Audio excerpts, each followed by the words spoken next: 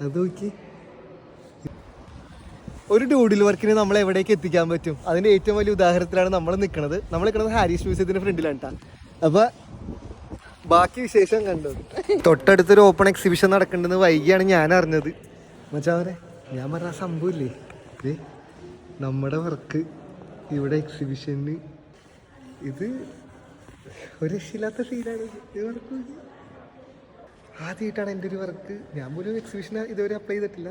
First ടൈമാണ് നമ്മുടെ ഒരു വർക്ക് ഇങ്ങനെ. ഞങ്ങളും വല്ലാത്തൊരു എക്സൈറ്റ്മെൻറ്റിലായിരുന്നു. ആക്ച്വലി ഞാനിവിടെ വന്ന സമയത്ത് ഇത് റെനോവേഷന് വേണ്ടി അടച്ചിട്ടൊക്കെ ആയിരുന്നു.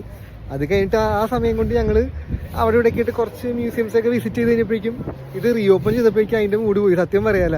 അതുകൊണ്ട് ഞാനിങ്ങനെ ഇവളോട് പറയാറുണ്ടായിരുന്നു, എന്താ പറയുക, ഒരു ഓപ്പർച്യൂണിറ്റി വരും, നമ്മളെ അങ്ങോട്ട് വിളിക്കും, അതിനുവേണ്ടി വെയിറ്റ് ചെയ്യാൻ, എന്നിട്ട് കയറാന്നൊക്കെ വെറുതെ എന്ന് പറഞ്ഞാണ്.